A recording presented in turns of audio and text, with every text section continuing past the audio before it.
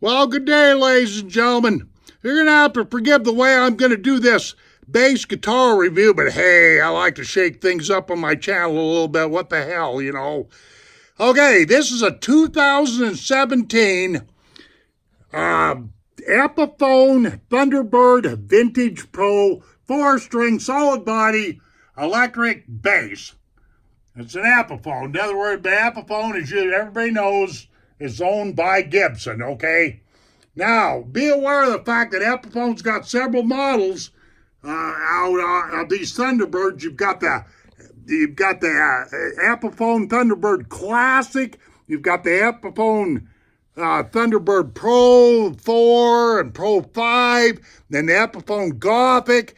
But this, ladies and gentlemen, is the Vintage Pro. And the reason why I'm putting a little emphasis on this, simply because this is supposed to be a replica, a duplicate of the 1963 Gibson original Thunderbird, okay? That's the whole idea here. I just thought I'd straighten that out right off the get-go. Okay, right off the bat here, from where about the angle back is, or the nut, to the top, to the tippy top of this headstock right here. This is 10 inches long. I mean, this has got a big headstock on it. Do I think it affects the sound or makes the sound bad or anything like negative or negates the sound? No, I think it even makes the sound better, to tell you the truth of the matter. Okay, sorry for the wiggling around, but I'm hand-holding my camera here. Okay, let's take a look at these. Let me get this in focus. Let's take a look at these machine heads. These are Wilkinson, I said, 17-to-1 tuners, open gear tuners. And they've got the big clover keys on them. They work very well. They're attached in 4 different places.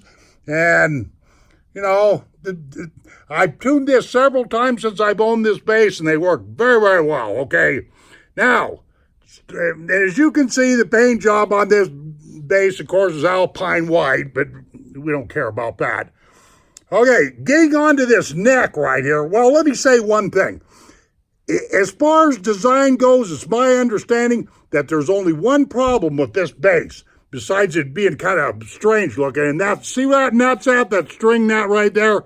Okay, since this has got such a big headstock, that's one of the weak spots on this bass. If you drop it, if you let it fall out of the stand or whatever have you, these headstocks were famous back in the day for snapping off right there. I thought I'd point that out.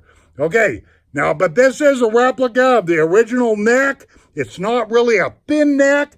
It's not really a baseball neck or anything like that. You know, it in my hands, it fits and works really, really well, okay? But one thing I do want to say is right along in here, there is 7 strips of laminate.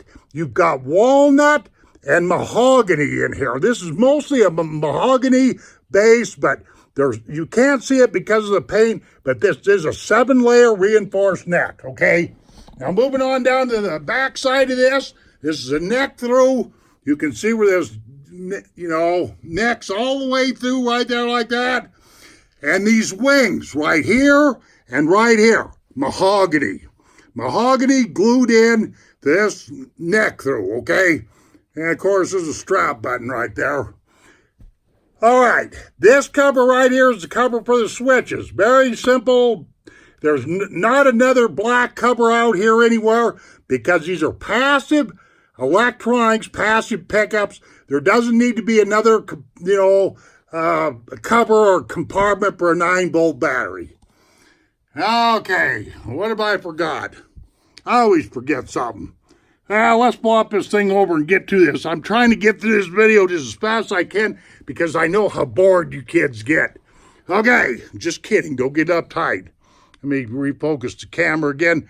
Okay, here's the headstock. It's got some kind of a nylon or nippy plastic laminate on top here, which I think makes it look pretty nice. These are big peg heads, peg shafts, excuse me. I think they're 1/2 inches. That makes it a lot easier to tune up a lot faster. You can see this big truss rod cover with Epiphone emblazed on there, or silk screened or whatever have you. And it does have a real nice, truss rod in there for setting the intonation of the neck. Okay, like I was saying, this nut right here is 1.5 inches wide. I know that for a fact. I measured it. Now let me show you something before I forget. Okay, you see that fretboard right there? That's rosewood.